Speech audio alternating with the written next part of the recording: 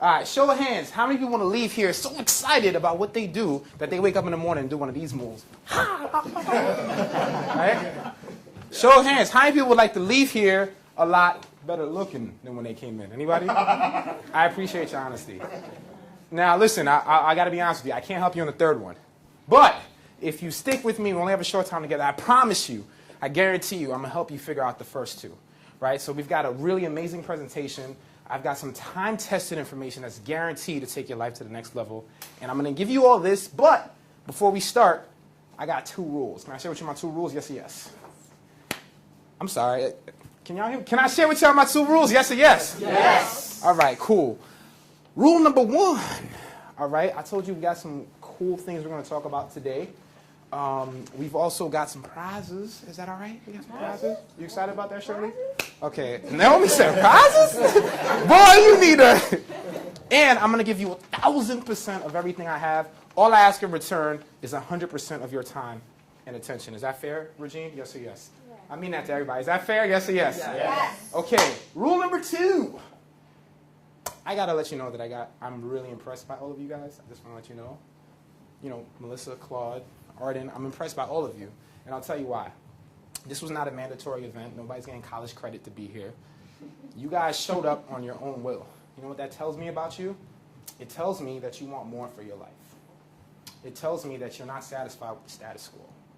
And I think that's really amazing. And since I think you guys are so amazing, and there's only one of me and so many of you, do me a favor. Turn to the person sitting next to you, give them a little fist bump, and say, you are lucky to be sitting next to me.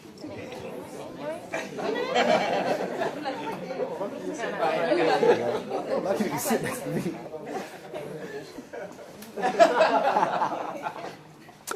Okay, now I got to tell you guys, I've spoken in over 30 states, it's now 25,000 young adults, and every time I do this exercise, I notice there's only 2 types of people out there, right?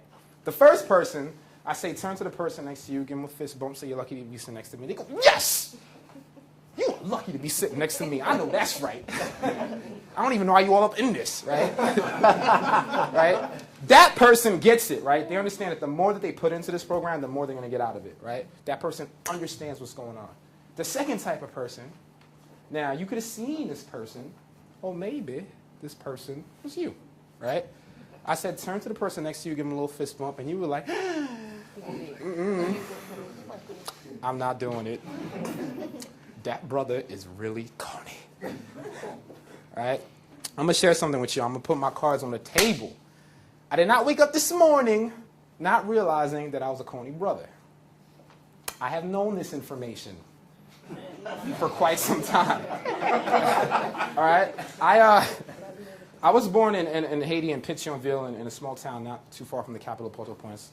And when we left Haiti and we emigrated to America, you leave behind a couple things. You leave behind the mangoes, the sandy beaches, and since it's an underdeveloped country, any sense of fashion, right? So I was rocking 80s colors all throughout the 90s, right? I had the little short neon shorts. So I know a thing or two about being corny. And it used to bother me. I used to be like, man, I feel so different. Fred, I feel so different. Then one time I had a mentor in college, Angelo Mastrangelo, phenomenal man. He was very lucky I met him. He actually sold $1 million business, and he was teaching in college like for fun. He was respected in his community. He was a business owner, like you talked about, and phenomenal family member, just someone you wanted to be like, right? Melissa, you've met Angelo. You know what I'm talking about. He's just full of wisdom. And I remember he pulled me aside. He said, you know what, Bert? When you're being corny, what you're really doing is you're stretching your comfort zone. You're stretching your comfort zone. You're doing what the crowd won't do. Then he told me something that really just kind of blew my mind. He was like, and it's sad but true, but this is a fact. 98% of people live and die with their desires unfulfilled. That's a fact. And if you say, you know what, Bert, that kind of sounds hard to believe. 98%, man, that's a lot of upset people. I'll give you an example. Have you ever been to the post office? You ever been online at the DMV? Right? Move down this window, right? And if you think that it's a hard thing to believe, if you took everyone in the world and you boiled it down to 100 people, 2 people would have all the money, all the wealth, be playing all the time, and 98 other people would be fighting for scraps. That's what the world would look like if it was 100 people. So that's not a hard thing to believe. Then he asked me this. He asked me this question, and this really changed my life. He said, you know what, Bert? If you had a choice, right? I'm going to give you a choice, right? Between being cool, like those 98%, right? Following the crowd, but you're miserable, right? Go to work every day to a job that you don't like. You're upset that your manager yelled at you, so you come home and kick your dog. You cook dinner, you watch a reality TV show, go to sleep, wake up, do it all over again. But you're cool, right? If you had a choice between that, being cool, or being corny, but you're in that 2% club. You wake up every day, and you can't wait to wake up because you're passionate and you love what you do. You can't go to sleep because I got to finish this project.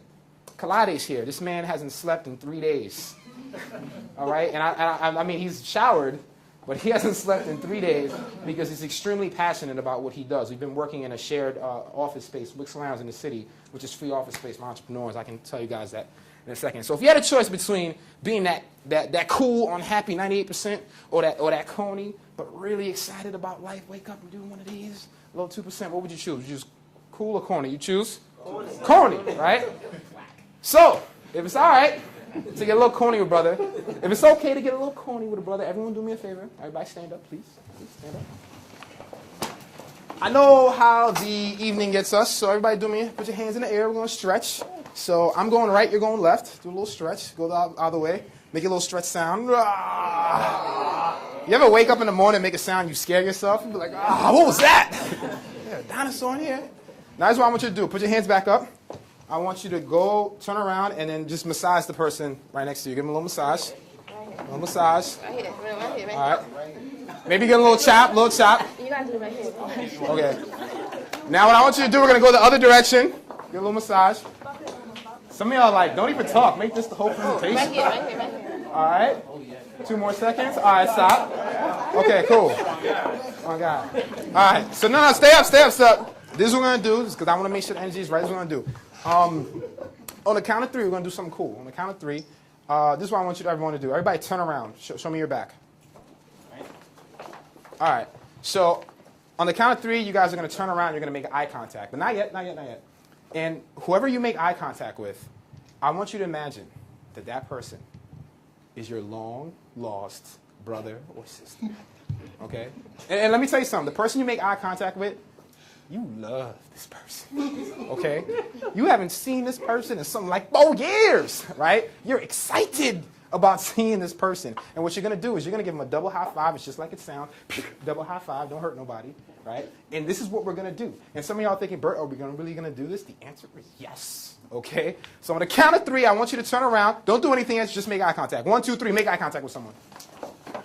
All right, now do me a favor. Point at the person you're making eye contact with so you know you're making eye contact. All right, so on the count of 3, go show some love to your long-lost brother and sister. 1, 2, 3, go!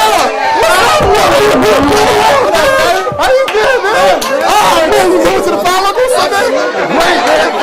What is you doing, man? All right, cool. If y'all feel good, let me hear you say, oh, yeah. Oh, yeah. All right, cool. Clap twice. Clap 3 times. Clap 4 times. Half clap. Whoa. All right, have a seat, guys. All right. So I was sitting there. It was my senior year, and something hit me like a 2x4, like a brick right to the face. And it was a realization. I woke up and I realized that I wasn't living my life. I was living somebody else's life.